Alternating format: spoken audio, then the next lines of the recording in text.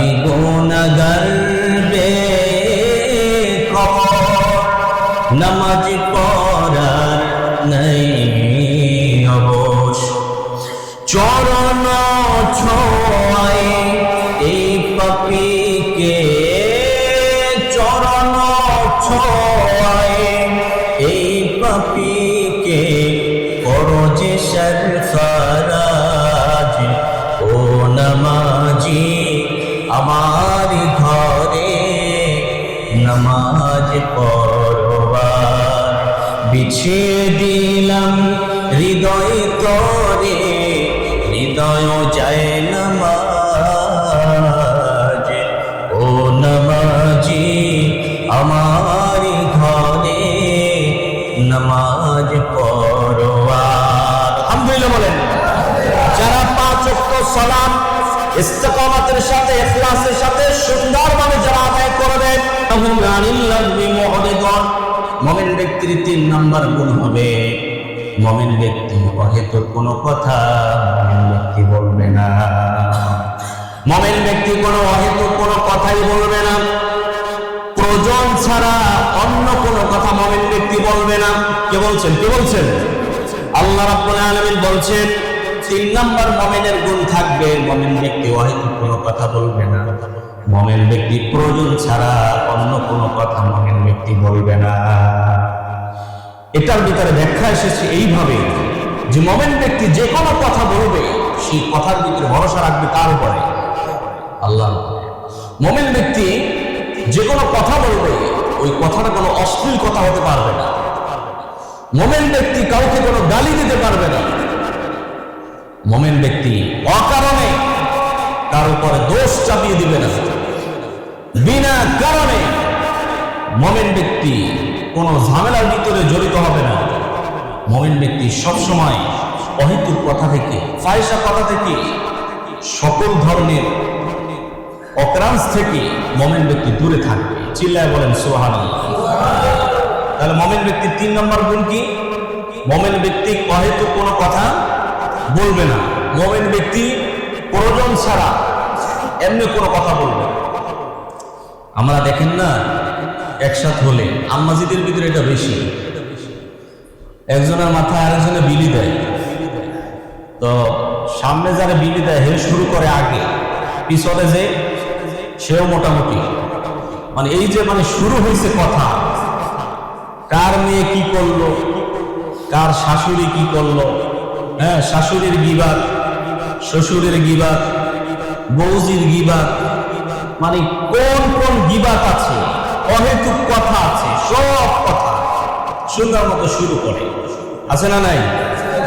এই যে কথা, আর আম্মাজিরা যদি একসাথে হয়, 3-4 জন যদি একসাথে হয়, আরে কত যে কথা, মনে হয় যেন 1 মাসের কথা সব জমা হয়েছে, 1 মাসের কথা সব জমা হয়েছে।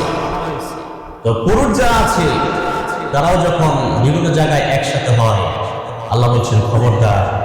মুমিন ব্যক্তির 3 নম্বর গুণ হবে মুমিন ব্যক্তি অহেতুক কথা থেকে, প্রয়োজনীয় কথা ছাড়া সে অন্য কোনো কথার ভিতরে শামিল হবে না। সুবহানাল্লাহ বলেন। মুমিন ব্যক্তি প্রয়োজন ছাড়া কোনো কাজে যাবে না। মুমিন ব্যক্তি নিজের প্রয়োজন ছাড়া, ইসলামের প্রয়োজন ছাড়া, আল্লাহর প্রয়োজন ছাড়া, মুমিন ব্যক্তি আল্লাহর কোনো কাজ ছাড়া অন্য কোনো কাজের ভিতরে মুমিন ব্যক্তি শামিল হবে না। দেখেন না অনেক সময় এক জায়গায়, আগে তো গান হতো, আগে কি হতো? গান, যাত্রা, বিভিন্ন হাবিজাবি হইতো, এখনো হয় বিভিন্ন জায়গায় টুকটাক, আগের থেকে অনেকটাই কমছে, একেবারে খুবই কমে গিয়েছে, এখন নাই বলতেই চলে। কারণ মানুষ এখন সঠিক যে ইসলামটা এটা মানুষ এখন বুঝতে পেরেছে, ঠিক কিনা বলেন?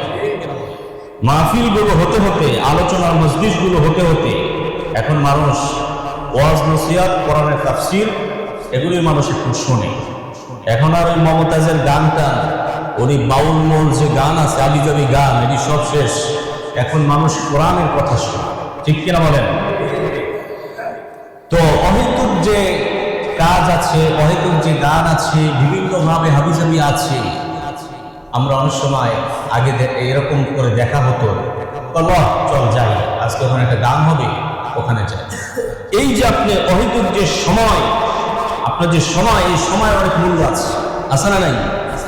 পৃথিবীতে সবচেয়ে একটা মূল্যবান জিনিস, তার ভিতরে একটি হচ্ছে সময়। আপনার জীবন থেকে একটা ঘন্টা সময় যে অতিবাহিত হচ্ছে, সময় যে চলে যাচ্ছে, এই একটা ঘন্টা সময় আপনি আর ফিরে পাবেন? আজকে 2023 সাল চলে গিয়েছে, কোনদিন আপনি 2023 সাল আর পাবেন না।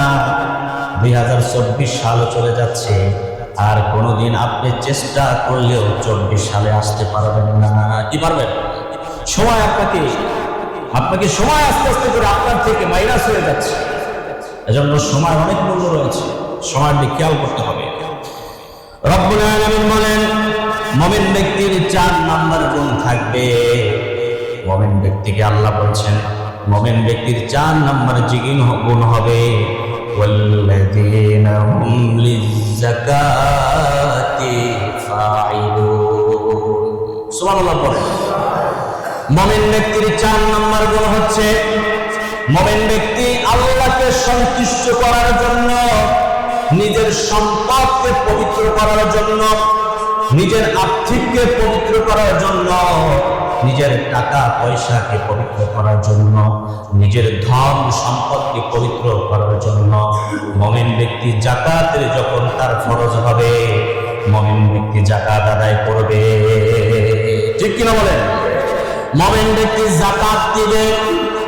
মুমিন ব্যক্তি যাকাত তার ফরজ হলে, মুমিন ব্যক্তির উপর যখন যাকাত ফরজ হবে, মুমিন ব্যক্তি যাকাতের হকগুলো আদায় করে নেবে। একটা একটা করে বুঝে বুঝে মুমিন ব্যক্তি যাকাতের হকগুলো আদায় করবে। তার উপরে কত টাকা যাকাত হয়েছে? 1 লক্ষ টাকায় 100 টাকায় 2.5 টাকা, আর 1 লক্ষ টাকায় 2.5 1 লক্ষ টাকায় 2.5 টাকা হিসাব করে করে এইভাবে করে সে যাকাতের হক আদায় করে। আমরা তো অনেকে আছি সিটিং কমিটির মহাসচিব, এমন ভাবে সিটিংগিরি করি, আল্লাহ কিন্তু সব বুঝে। যাকাত দেয়। কেউ যদি এরকম থাকেন, আবার মনে কষ্ট পেলে, আমার কিছু করার নাই, যেমন যেটা মাসালা সেটা বলেই যাবে। কে বেজার হলো, কে খুশি হলো, এটা দেখার সময় আমার নাই। ঠিক কিনা বলেন? যে আল্লাহ আমাকে সৃষ্টি করেছেন, সেই আল্লাহ আবার এই কোরআনটাই সিনার ভিতরে দান করেছে।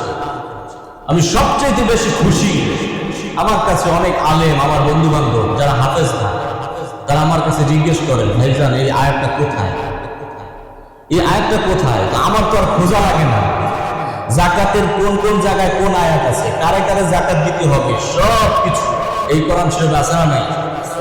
আচ্ছা। তো আমার খুব ভালো লাগে অংশ। তো যেটা বলতেছিলাম, আমরা যে যাকাতটা দেই যে সিস্টেমে, এটা তো আসলে সিটিংবাজি হয়, এছাড়া কিছুই না। 100টা লঙ্গি শাড়ি কিনা, 200-500 লঙ্গি শাড়ি, তোরে আল্লাহ কইছিল এইভাবে যাকাত দিতে, এইভাবে তোরে আল্লাহ কইছিল যাকাত দিতে। তুই লঙ্গি দিবি, শাড়ি দিবি, যেই শাড়িটা তুই দেস, এই শাড়ি তো তোর বউ পরে না। কথা বলেন? কথা ঠিক বললাম না? ঠিক না বললেও ঠিক, ঠিক না বললেও ঠিক। আমরা তো দেখি সিরিয়াল, বিশাল বড় মাধ্যম, সিরিয়াল পত্রিকা এমনও এসেছে, যাকাতের সম্পদ আনতে গিয়ে 2-1জন মার্ডার হচ্ছে। আছে না নাই? না ভুল বললাম? যাকাতের সম্পদ আনতে গিয়ে, লুঙ্গি শাড়ি আনতে গিয়ে 2-1জন মার্ডার হয়ে গেছে, দুনিয়া থেকে শেষ, হসপিটালেও ভর্তি। আল্লাহ তো এইভাবে তোমার যাকাত দিতে বলে নাই। যাকাত এসেছে গরিব মানুষকে, যারা একটু অসহায় আছে, তাদেরকে ধনী বানানোর জন্য, তাদেরকে স্বাবলম্বী করার জন্য, তারা যাতে ঠিকঠাক হয়ে ওঠে, এই জন্য আল্লাহ পাক যাকাতের সিস্টেমটা দিয়েছে। যাকাত এই জন্য ফরজ করেছে। যাকাত দিলে মানুষের সম্পদ পবিত্র হয়। দান করলে, দান সাদাকা করলে এবং যাকাত দিলে সম্পদ কি হয়? পবিত্র হয়, সম্পদ বৃদ্ধি হয়। সুবহানাল্লাহ বলেন। কিন্তু আমরা আমাদের বাংলাদেশের যাকাতটা যেভাবে আমরা দেওয়া শুরু করছি, এমন সিস্টেমে দেই মনে হয় যেন সে ভিক্ষা দিতে আসছে। তুমি গোপনে গোপনে সুন্দরভাবে এমন সিস্টেমে দিবা, তোমার 5 লক্ষ টাকা জাকাত এসেছে, তুমি একটা অটো কিনে দাও। তুমি একজনে অসহায়, তাকে একটা অটো কিনে দাও, একটা সেলাই মেশিন কিনে দাও, যাতে সে কর্মঠন হয়, কিছু একটা করতে পারে। 10 লক্ষ টাকা জাকাত এসেছে, 50 লক্ষ টাকা জাকাত এসেছে, ভালো একজন ব্যক্তি অসহায়, খেতে পারে না, তাকে একটা সিএনজি কিনে দাও। কথা বলেন। তো আমরা জাকাত দিছি কি কিয়ামত পর্যন্ত লুঙ্গি শাড়ি 200 টাকা দামের 300 টাকা দামের লুঙ্গি শাড়ি দিলে কিয়ামত পর্যন্ত আল্লাহর কসম একটা মানুষও স্বাবলম্বী হবে না। কথা বলেন। রব্বুল আলামিন বলেন মুমিন ব্যক্তির এই গুণটা থাকবে, মুমিন ব্যক্তি যাকাত দিবে আল্লাহর সন্তুষ্টির জন্য। আল্লাহর হাবিব সাল্লাল্লাহু আলাইহি সাল্লাম বলছেন মুমিন ব্যক্তি এইভাবে করে যাকাতের গুণাগুণগুলো সবকিছুই জেনে জেনে সে আদায় করে নিবে। রব্বুল আলামিন বলেন মুমিন ব্যক্তির আরেকটা গুণ থাকবে, ওয়াল্লাযীনা হুম লিফুরুজিহিম হাফিজুন। মুমিন ব্যক্তির এই গুণটা থাকবে, মুমিন ব্যক্তি ফাহিশা কোনো কাজে, কোনো জিনা ব্যভিচারে মুমিন ব্যক্তি লিপ্ত হবে না। নিজের চরিত্রকে হেফাজত রাখবে, নিজের চরিত্রকে কি রাখবে? হেফাজতে রাখবে। জিনা ব্যভিচারে অপকর্মে মুমিন ব্যক্তি লিপ্ত হবে না। মুমিন ব্যক্তিকে আল্লাহ বলছেন যে মুমিন ব্যক্তির এই একটা গুণ থাকবে, মুমিন ব্যক্তি কোনো জিনা ব্যভিচারে লিপ্ত হবে না। আর আজকাল যে অবস্থা, কত কথা বলবো কোন সময় কথা কই আর কোন দিক দিয়ে কথা বলবো, ওষুধ দিব কোন জায়গায়, সারা শরীরই তো মলম লাগাবো কোন জায়গায়, সারা শরীরই তো সমস্যা, কোন জায়গায় লাগাবো মলম, কি যে একটা অবস্থা। এজন্য মুমিন ব্যক্তিকে আল্লাহ বলছেন ও মুমিন, তোমার যে একটা আরেকটা গুণ থাকবে, সেটি হচ্ছে তুমি জিনা ব্যভিচার থেকে তোমার নিজেকে তুমি রক্ষা করবে, হেফাজতে রাখবে।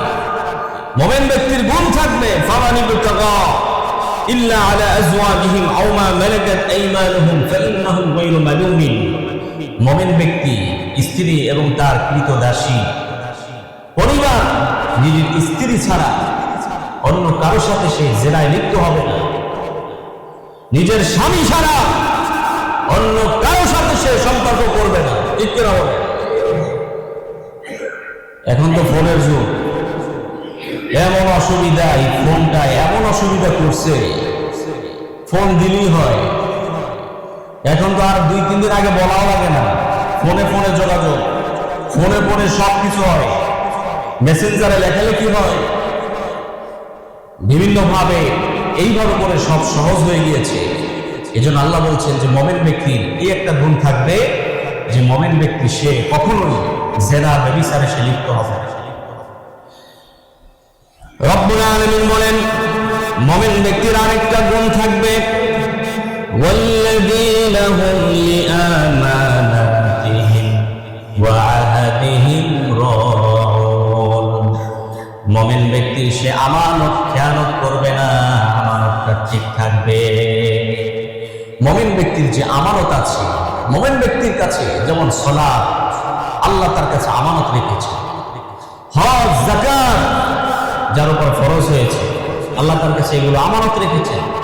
আল্লাহ বলছেন যে মুমিন ব্যক্তির যে আমানতগুলো আছে, আল্লাহর যে আমানতগুলো আছে, সেগুলো মুমিন ঠিক রাখবে। আর 2 নম্বর আমানত হচ্ছে মানুষের আমানত। মানুষের আমানত। সৌদি আরবে কাজ করতে গেছে, 2 বছর কাজ করছে, 2 বছরের ভিতরে বেতন যা পাইছে মালিকে বলতেছে দিমো আনে দিবে বলে এই 2 বছরের পুরো বেতন টাকাটাই মাইরে দিচ্ছে। আছে না? কথা বলে না? আচ্ছা, 2 বছরের পুরো বেতনটাই নিয়ে আসছে, পায় নাই বেতন।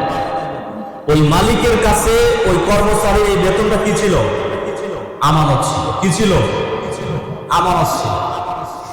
একজনে আপনার কাছে 1 লক্ষ টাকা আমানত রাখছে, যে 1 লক্ষ টাকা এটা আপনার কাছে একটা জমা রাখবে। এরকমও ঘটনা ঘটছে যেটা বাস্তব কথা। কারোর সাথে যদি মিললে যায়, সে আবার আমারে মনে মনে ধরে নেয় যে হুজুরে মনে আমারই টার্গেট করছে। অনেক সময় এরকম হয় না? আমি একদিন আলোচনায় বলছিলাম যে সুন্নাত তরিকার খাবার নিয়ে কথা বলছিলাম যারা সুন্নাত তরিকার খাবার খায় আল্লাহ তাদেরকে ডায়াবেটিস বিভিন্ন রোগ থেকে আল্লাহ হেফাজত রাখে। কি রাখে না? সুন্নাত তরিকার যারা খাবার দাবার খায়, নামাজ পড়ে ঠিকঠাক। এই কথাটাকে আমি ভুল বলি নাই, সুন্নাত তরিকার কথা বলছিলাম। তো একজন ওইটা কয় এর আবার ছিল ওই রোগ। হুজুর আপনি আমারে ছাড়া আর কাউকে পাইলেন না, আমারই টার্গেট করলেন। আমি আপনার কি টার্গেট করছি?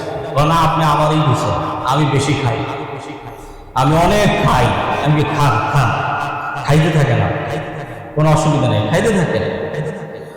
তো খাবার দাবার অসুবিধা নাই। যেটা বলতেছিলাম যে আমানত, ওই যে আমানতের কথা, যে ছোট ভাই বিদেশে গেছে, বড় ভাইয়ের কাছে টাকা বাড়াইছে।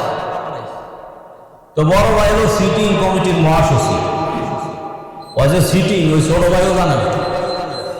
তো ছোট ভাই টাকা বাড়াইছে, টাকা সে আমানত না রাখবে। আগের সিস্টেমের কথা বলতেছে।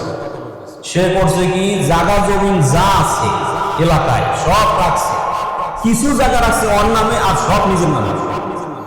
এরকম ঘটনা আমাদের বাংলাদেশে নাই।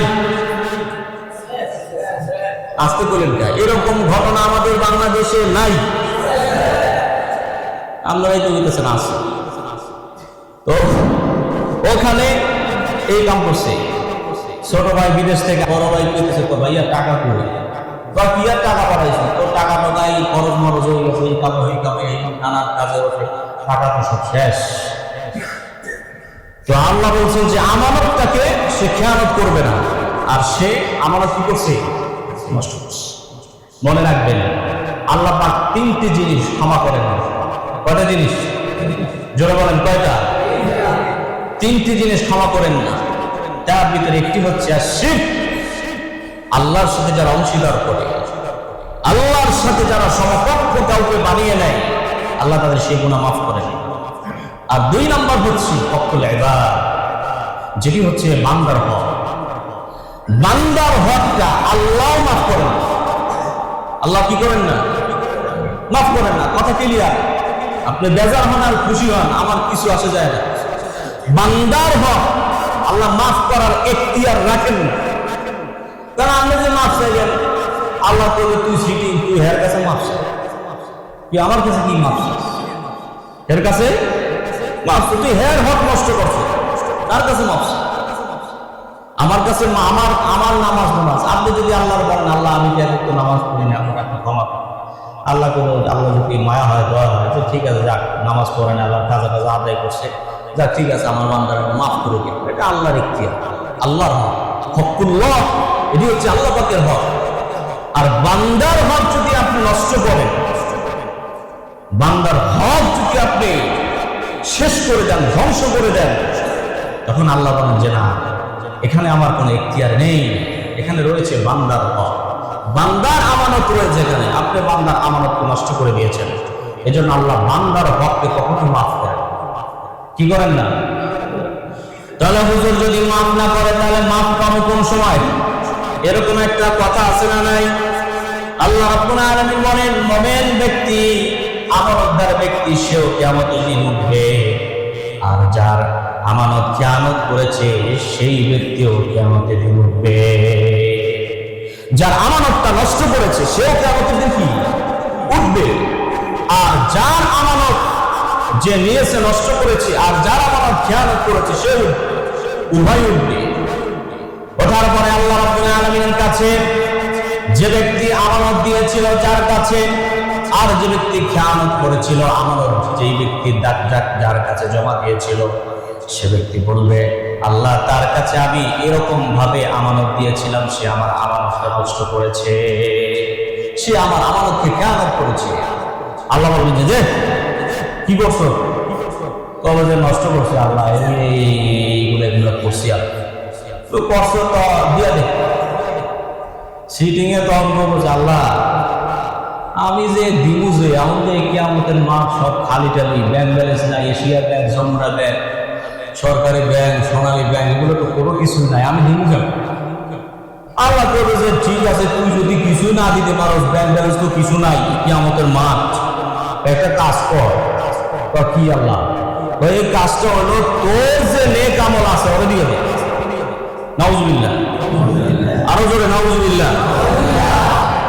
তোর যে নেক আমল আছে সেগুলা ওই ব্যক্তিরে যার আমানত খেয়ানত করছো তাকে কি করো? দিয়ে দাও। এখন আমানত যার খেয়ানত করেছিল সেই ব্যক্তি তার আমল পেয়ে সে খুশি হয়ে যায়। এখন ওই যার আমানত নাই, যার নেক আমল নাই, নেক আমলগুলো আমানতদার ব্যক্তিকে দিয়ে দিয়েছে, যার কাছে আমানত রেখেছিল তার কাছে দিয়ে দিয়েছে। এখন যার নেক আমল থাকবে না, তার তো নেক আমল যার নাই, নেক আমল যদি না থাকে সে জান্নাতে যাবে কিভাবে? এবার আল্লাহ বলবেন যে যার আমানত তুমি খেয়ানত করেছিলে তার সেই সব বদ আমলগুলো তার কাঁধে তুমি দিয়ে দাও। ওই বদ আমলগুলো তাকে দিয়ে দাও। যার নেক আমল নাই সে জান্নাতে যাবে কিভাবে? ঠিক কিনা বলেন? কারণ দুইটা বিষয় নেই, আল্লাহ রাব্বুল আলামিন বান্দাকে মাফ করবেন, জান্নাতুল ফিরদাউস দান করবেন। একটি হচ্ছে ইন্নাল্লাযীনা আমানু, বলেন ইন্নাল্লাযীনা আমানু ওয়া আমিলুস সালিহাতি কানাত লাহুম জান্নাতুল ফিরদাউসি নুজুলা। নিশ্চয় আমি আল্লাহ রাব্বুল আলামিন ইন্নাল্লাযীনা আমানু, যারা ঈমান এনেছে, ওয়া আমিলুস সালিহাতি, ঈমান আনার পরে যার আমল সালেহ ঠিক ছিল, আল্লাহ রাব্বুল আলামিন তার জন্য কানাত লাহুম জান্নাতুল ফিরদাউস, আল্লাহ পাক তাকে জান্নাতুল ফিরদাউস দান করে দিবে। তাহলে বিষয় কয়টা? দুইটা। একটা হচ্ছে ঈমানও লাগবে, আরেকটা কি? আমল সালেহ লাগবে। ঈমানও লাগবে, আমল সালেহ লাগবে। আর বহু মানুষ আছে কবাই নামাজ আহেন না, নামাজ টামাজ পড়বে না, তাহলে তোর নামাজ তুই পড়, আবার ঈমান টিমান আগে ঠিক করে দেবে। সিটিং এর কথা সিটিং এর মতো, আমার ঈমান টিমান আগে ঠিক করে লয়, ঈমান টিমান ঈমান ঠিক করে লয়। তো ঈমান ঠিক করবি কেমন? তোর বুকের ভিতরে কি ঈমান, কি বুকের নাম কি মানে হাড্ডি নাকি যে বুক পাশায় এরকম ঘুষা দিবি আর ঈমান ঠিক হয়ে যাবে? হ্যাঁ, ঈমানের পাশাপাশি নামাজ, সালাতের পাশাপাশি কি নামাজ, আবার ঈমানের পাশেই রয়েছে নামাজ। আপনি ঈমান আনলেন, সবকিছু ঠিক রাখলেন যে আল্লাহ তোমার আমি বিশ্বাস করি, লা ইলাহা ইল্লাল্লাহু মুহাম্মাদুর রাসূলুল্লাহ, আপনি বললেন যে মুহাম্মদ সাল্লাল্লাহু আলাইহি সাল্লাম আল্লাহর রাসূল, দুইটা কাজ করে নিলেন, আখিরাত, পুলসিরাত, কবর, হাসর, মিজান যা আছে সব আপনি বিশ্বাস করলেন, কিন্তু আপনি সালাত আদায় করলেন না, আপনি নামাজ পড়লেন না, দিনদার হলেন না, আমলে সালেহ করলেন না, ভালো ভালো কাজ করলেন না, এই ঈমানের আপনার কি দাম হবে? তাহলে ঈমানের পাশাপাশি কি করতে হবে? আমলে সালেহ করতে হবে। রব্বুল আলামিন বলেন, আল্লাহ রাব্বুল আলামিন বলেন মুমিন ব্যক্তির 9 নাম্বার যে গুণটা থাকবে, মুমিন ব্যক্তিকে আল্লাহ বলছেন মুমিন ব্যক্তির 9 নাম্বার যে গুণ সেটা কি হবে? ওয়াল্লাযীনা হুম আলা সালাতিহিম ইউহাফিজুন। সুবহানাল্লাহ পড়ে। মুমিন ব্যক্তির 9 নাম্বার যে গুণ থাকবে, ওয়াল্লাযীনা হুম আলা সালাতিহিম ইউহাফিজুন, মুমিন ব্যক্তির 9 নাম্বার গুণ থাকবে, মুমিন ব্যক্তি সবার আগে সে নামাজকে হেফাজত করে নেবে। মুমিন ব্যক্তি সবার আগে কি করবে? নামাজকে হেফাজত করবে, নামাজের পাবন্দি হবে। মুমিন ব্যক্তিকে আল্লাহ রাব্বুল আলামিন এই দেখেন 8 নাম্বার গুণ বলার পরে 9 নাম্বার গুণে মুমিন ব্যক্তিকে আল্লাহ বললেন, প্রথম বললেন 2 নাম্বার আয়াত দিয়ে আল্লাহ পাক শুরু করলেন 1 নাম্বার গুণ দিয়ে, আল্লাযীনা হুম ফি সালাতিহিম খাশিউন। আল্লাহ রাব্বুল আলামিন বললেন, এই সূরার প্রথম আয়াত দিয়ে আল্লাহ পাক শুরু করলেন গুণের কথা, যে মুমিন ব্যক্তির 2 নাম্বার গুণ থাকবে মুমিন ব্যক্তি যখন নামাজের ভিতরে সে দাঁড়াবে, মুমিন ব্যক্তির অন্তরের ভিতরে ভয় থাকবে কার? মুমিন ব্যক্তির অন্তরের ভিতরে ভয় থাকবে আল্লাহ পাকের। মুমিন ব্যক্তি বিনয়ের সাথে, স্থিরতার সাথে আস্তে আস্তে করে তাড়াহুড়া করবে না, সে সেজদা দিবে, আস্তে আস্তে করে রুকু দেবে। মুমিন ব্যক্তি রুকুতে সময় দিবে, সেজদার সময় দিবে, নামাজের ভিতরে সময় দিবে। তার নামাজের ভিতরে ধীর স্থির ভাব থাকবে, বিনয়ের ভাব থাকবে। আল্লাহর সামনে সে দাঁড়িয়েছে, একেবারে বিনয়ের সাথে, কাগতি বিনতির সাথে মুমিন ব্যক্তি স্থিরভাবে সে নামাজ আদায় করবে। দেখেন এই আয়াতটা হচ্ছে একেবারে প্রথম আয়াতটা, কি প্রথমই 2 নম্বর আয়াত, 2 নম্বর গুণ। আর এই যে 9 নম্বর গুণে আল্লাহ পাক ওইটা প্রথমে বলে আল্লাহ পাক 9 নম্বর গুণে কি বললেন? ওয়াল্লাযীনা হুম আলা সালাতিহিম হাফিজুন। মুমিন ব্যক্তির 9 নম্বর যে গুণ হচ্ছে, মুমিন ব্যক্তি 5 ওয়াক্ত সালাতের সে পাবন্দি করবে। বহুত লোক আছে আমরা দেখি, সব ঠিক আছে, বাড়ি গাড়ি টাকা পয়সা মিল ফ্যাক্টরি সব ঠিক আছে, মুমিন ব্যক্তি 5 ওয়াক্ত সালাতের সে পাবন্দি করে না। মুমিন ব্যক্তি সব ঠিক আছে, এরকম মানুষ আছে, ঈমান আছে, সব ঠিক আছে, বাড়ি গাড়ি টাকা পয়সা সব আছে, কিন্তু সে 5 ওয়াক্ত নামাজ ঠিকঠাক মতো কি করে না, আদায় করে না। মুফাসসিরিনে কিরাম এই আয়াতের ব্যাখ্যায় বলেছেন যে পাবন্দি করবে কিভাবে? মুমিন ব্যক্তি যখন সালাতের যখন আযান হবে, সে ব্যক্তি সালাতের জন্য সে নামাজ পড়বে। আবার কেউ কেউ বলেছেন, অন্য হাদিসে এসেছে এইভাবে যে মুমিন ব্যক্তি আউয়াল ওয়াক্তে, মানে ওয়াক্তের শুরুতেই সে নামাজটা আদায় করে দিবে। এটা দেখবেন সৌদি আরবে আছে, আরব কান্ট্রিতে আছে, ওয়াক্তের শুরুতেই তারা কি করে, নামাজ সালাত আদায় করে দেয়। কিন্তু আমরা ওয়াক্ত জায়েজা অবস্থা, একেবারে ওয়াক্ত শেষ অবস্থা, ঠিক না? উঠতে মন চায় না, উঠতে মন চায় না, উঠতেই মন চায় না। কি আরাম, ল্যাপের ভিতরে, কম্বলের ভিতরে কি আরাম, হ্যাঁ, কি বাইরে কি ঠান্ডা, কি যে শীত। কিন্তু আল্লাহর কাছে আপনি কি জানেন যে এই প্রচন্ড শীতের ভিতরে মুমিন ব্যক্তি এই আরামের ঘুমটা তার কাছে কিছুই মনে হয় না, এগুলো তুচ্ছ মনে হয়। মুমিন ব্যক্তি যখনই ফজরে আযান শোনে, কেমন কেমন যেন তার লেপের ভিতরে আর ভালো লাগে না। মুমিন ব্যক্তি সে দৌড় দিয়ে মসজিদে চলে আসে, এটাই হচ্ছে মুমিন ব্যক্তির গুণ, ঠিক কিনা বলেন? আল্লাহ রাব্বুল আলামিন বলেন, ও ফেরেশতারা তাকিয়ে দেখো, এই গোলামদেরকে তোমরা বানাতে নিষেধ করেছিলে, তোমরা বলেছিলে আমরা তোমাকে তোমার গুণগান গাইব, তোমার তাসবিহ করব। ওয়া নাহনু নুসাব্বিহু বিহামদিকা ওয়া নুকদ্দিসু লাক। ও আল্লাহ, আমরা তো ফেরেশতারা আছি তোমার প্রশংসা করার জন্য, তোমার গুণগান করার জন্য। এই বান্দাদেরকে তোমরাই বানাতে নিষেধ করেছিলে। এখন দেখো পাশেই প্রাণের স্ত্রী শুয়ে আছে, তারপরে কত সুন্দর ল্যাপ কম্বল গায়ে দিয়ে শুয়ে আছে, এত সুন্দর আরামের জায়গা, সব কিছু ত্যাগ করে ঠান্ডা পানি দিয়ে সুন্দরভাবে উজু করে মসজিদে এসে আমার স্লোগান দিচ্ছে, মসজিদে এসে সালাত আদায় করতেছে। ও ফেরেশতারা তোমরা সাক্ষী থাকো, আমার এই গোলামদেরকে আমি আল্লাহ মাফ করে দিলাম।